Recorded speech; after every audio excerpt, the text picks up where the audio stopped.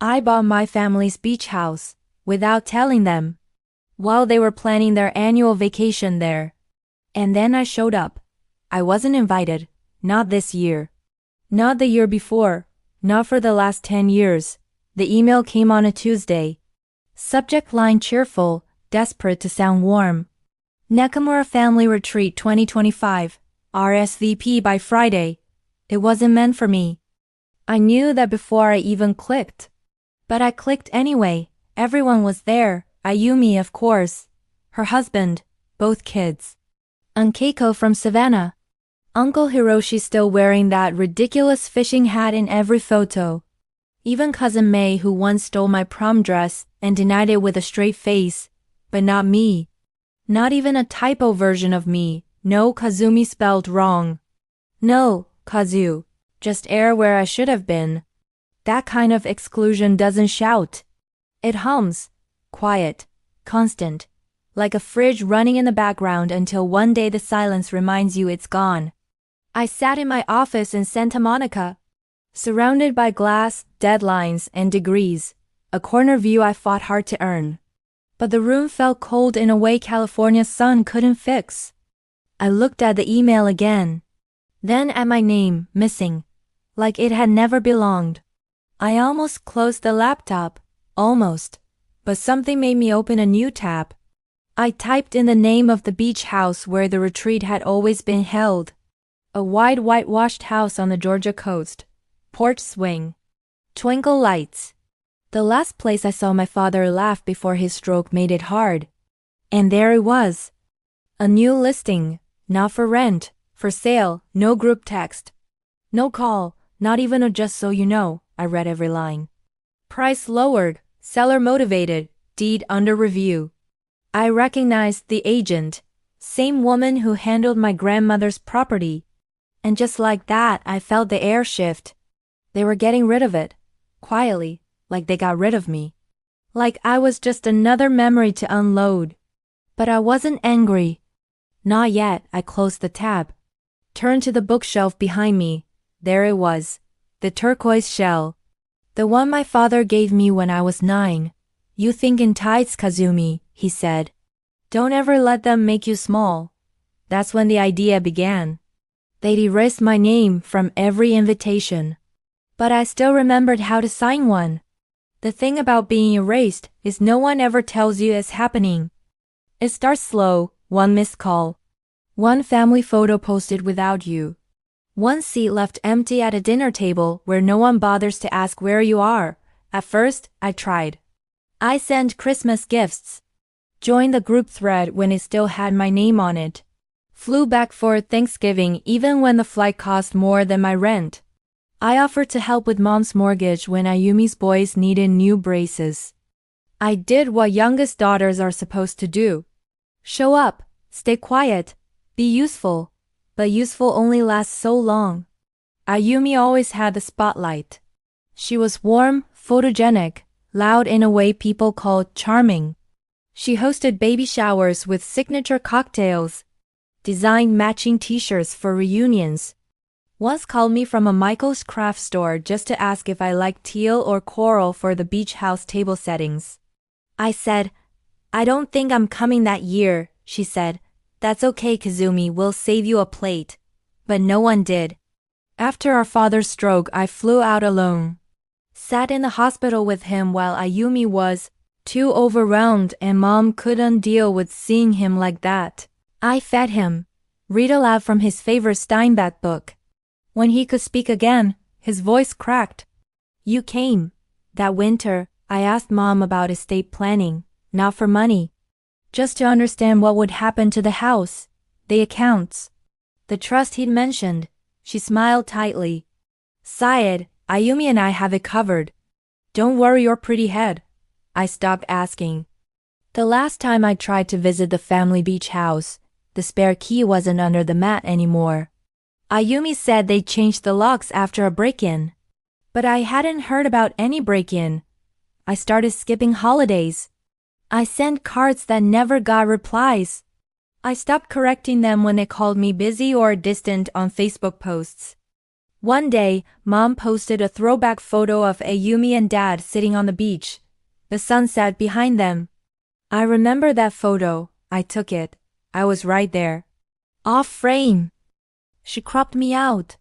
That was the year I stopped sending gifts. But I didn't stop watching. Haruka, my old neighbor, now working as a paralegal, still looped me in. Quietly. Screenshots. Snippets. Email threads I'd been deleted from. They think you disappeared, she said once. But you've just been listening. I wasn't gone. I was waiting. And sometimes the people who forget you the fastest are the ones most afraid of what happens when you come back. I didn't buy the house out of revenge. I bought it because I was done pretending my absence was a glitch. The listing had been live for 13 days. Quiet, no big announcement. No family group text. Just a quiet for sale link buried in a real estate newsletter I almost deleted. The house wasn't even listed under the Nakamura name anymore. It had been moved to an LLC, something Ayumi likely set up after Dad passed, a shell structure to make things clean. I knew that language. I lived in corporate strategy. I seen that trick 100 times, but I wasn't mad. I was methodical. I printed the documents, called a friend in property law, scheduled a call with Haruka that same night. She ran a title search in under 10 minutes and found something we hadn't expected, a clause in a trust tied directly to me. Dad's original trust had a fallback clause. If the estate fell into delinquency, missed tax filings, lapsed insurance, lack of disclosure, the secondary beneficiary, me, had full claim to title reassignment. The taxes had lapsed. So had the insurance. It wasn't even negligence.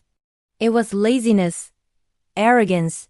Ayumi and Mom probably assumed the house could sit there, have used, have claimed, until they figured out what to do with it. But Dad had built a back door, just in case. Haruka's voice was quiet. If you want it, Kazumi, it's yours. No fight necessary. I didn't answer right away. I just stared at the turquoise shell on my desk, still intact after all these years. I remembered Dad brushing sand off it and handing it to me like it was sacred. You think in tides, he'd said, not waves. You come back stronger. That night I opened a clean spreadsheet.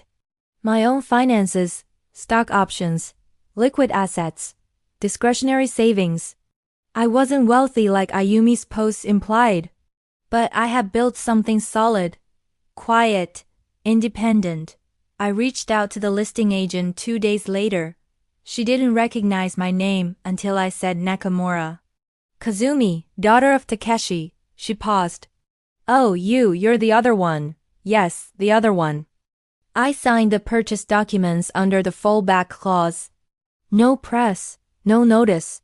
Then I opened the booking portal and reserved one room, the master suite, 3 nights. Check-in Friday.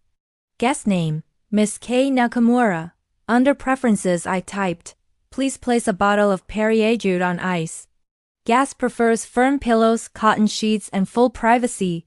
When the confirmation came through, I didn't smile. I didn't cry, I just sat still. They had erased me from the invitation. I had just added myself to the deed. I arrived early. Not to greet anyone, not to watch. Just to see the house again before they touched it. It looked smaller than I remembered. Or maybe I had just grown. The porch swing was still crooked. The shutters needed paint. Someone had replaced the front lantern with a cheap solar bulb.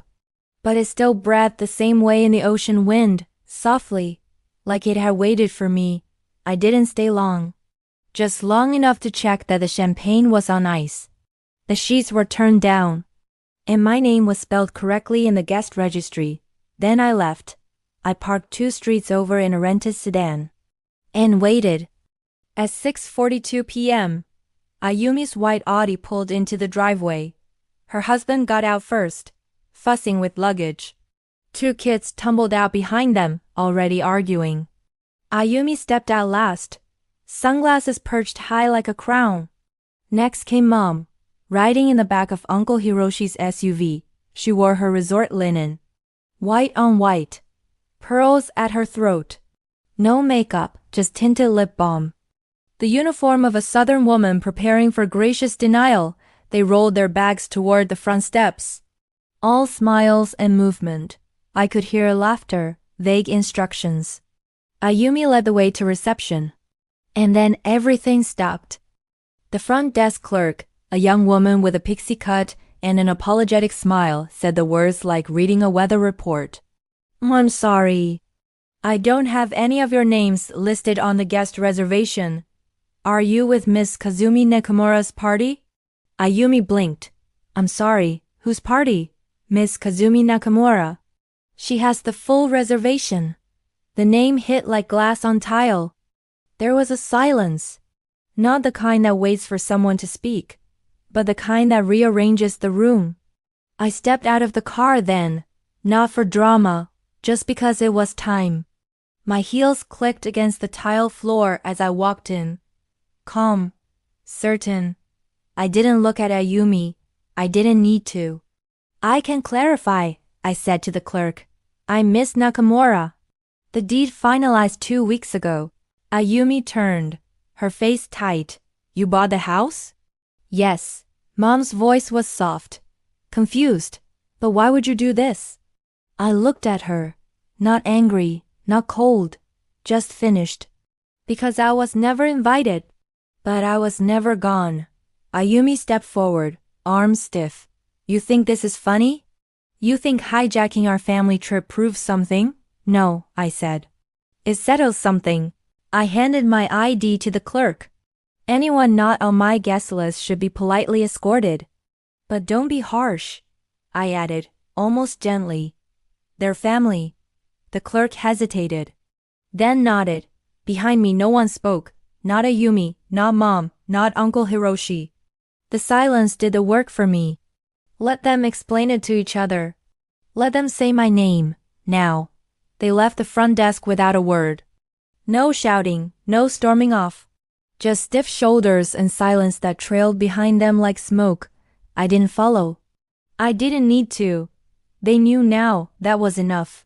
Or so I thought. The next morning, a news van showed up. I saw it from the window, white with blue lettering, parked just beyond the hedges. A man in a button-down shirt and too much gel stood outside holding a mic. He squinted into the camera like he was breaking a major scandal. I didn't open the door. But the moment the segment aired, my phone lit up like a fire alarm. Texts, emails, a voicemail from an old coworker I hadn't spoken to in years. Is this true? Did you really take your family's house through a legal loophole while your dad was sick? The headline read, Daughter uses trust clause to oust family from generational property. They made me sound like a predator in heels. The story quoted a close family source who claimed my father was in cognitive decline and manipulated into signing over his legacy. No name, but I didn't need one. Ayumi had always known how to weaponize other people's sympathy. I sat with it, didn't cry, didn't type a statement. Instead, I called Haruka. Time, I asked. She didn't need more context.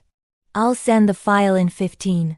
What she sent was meticulous, organized, dated, screenshots of texts between Ayumi and Mom, messages that read, Don't worry. Kazumi's not coming again. She makes everything about herself. She's too busy proving something to care about family. Don't feel bad excluding her. She's used to it. There were audio files too, one from a speakerphone call. Caught mid-lunch, Ayumi's voice, sharp and clear. Kazumi was always too fragile to survive in this family. Let her rot in her condo. We're better off. But the most important file was the video. Shot from 2 summers ago. My father sat on the back porch, legs wrapped in a blanket, holding a chipped mug. I sat beside him, just out of frame. His voice was soft but steady. I want Kazumi to have this place, he said. Ayumi makes things loud. But Kazumi makes things last. I hadn't watched it since the day we recorded it. I saved it for moments like this. The next morning, I uploaded everything to a secure drive, Sent the link only to one reporter I trusted. Someone who'd written a piece years ago on elder care abuse and inheritance conflict.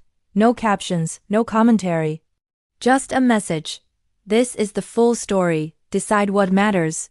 It didn't go viral. It didn't need to. By afternoon, the original headline was pulled. The station issued a quiet correction. My inbox slowed. So did the messages. That night, Haruka texted me 2 words. They're quiet. And then a third. You ready? I looked out the window at the ocean. Black and endless under the moonlight. Yes. The courthouse smelled like dust and disinfectant. I arrived early. No entourage. No lawyer in expensive suit. Just me. A navy dress my grandmother once called steel-willed blue, and a folder tucked tight beneath my arm. Inside that folder was everything they didn't expect to surface. Ayumi was already seated when I walked in. All white pantsuit. Lips pressed into a line so flat it could have sliced paper. She didn't turn around. But I saw her fingers tapping against her phone. Fast. Nervous. Mom sat beside her. Spine too straight. Pearls trembling slightly with every breath. She glanced at me once. Then quickly away. The clerk called the case. Nakamura v. Nakamura. Petition for injunction on disputed property. Filed under claim of undue influence and elder manipulation. Their attorney stood first, slick tan. Too young to remember dial-up. He said words like intent, vulnerability, coercion. He called me estranged. He made sure to pause before the word. Let it hang. I didn't flinch. When it was my turn, I stood slowly, no theatrics. Just the truth. Your Honor, I'd like to submit video and audio evidence relevant to the trust and my father's clear intent. The judge nodded. His glasses slid slightly down his nose as the bailiff dimmed the lights. The video played. My father. Wrapped in that old blanket. His voice calm. I want Kazumi to have this place. Ayumi makes things loud. Kazumi makes things last. She's the only one who came after the fall. The only one who didn't ask for anything. A pause. Then he looked toward the camera and said clearly, it's not about fairness. It's about memory. I watched the room. Mom blinked too fast. Ayumi's jaw twitched. Then came the audio. The call. Her voice. Let her rot in her condo. She was never part of this family. She should have been easier to control. Silence followed. Not the stunned kind. The resigned kind. The judge leaned back. Tapped his pen once. Twice. This court finds no grounds for the petition. The evidence confirms clarity of mind and direct intention from the deceased. The language used by the plaintiffs suggests exclusion, not misunderstanding. He removed his glasses. This court does not resolve emotional wounds. It enforces law. And in this case, the law is clear. He banged the gavel. Petition denied. Ayumi stood, fists clenched but still. Mom remained seated, eyes glassy but dry. I gathered my folder and walked out without looking back. On the steps outside, reporters waited. One mic slipped forward. Half a question hanging in the wind. Do you have anything you'd like to say to your family? I paused, just long enough. Then, no, I said it already. I just used quieter words. And I kept walking. The house was quiet when I returned. No suitcases on the porch. No voices bouncing off the walls. Just the hum of the ocean and the faint rattle of wind through the loose shutters. Inside, it looked the same, but lighter. Like something had been drained from the rooms. Noise, maybe. Or denial. I didn't touch anything at first. I walked through slowly. Touched the wood grain on the banister. Smoothed the corner of the rug in the hallway. Let the silence tell me what stayed and what had left. In the office room, once my father's, then Grandma's, I opened the bottom drawer of the old desk. The one they never emptied. Inside was the wind chime we made together. Seashells strung on fishing line, blue thread, frayed knots loose. My 9-year-old handwriting still faint on one of the larger shells.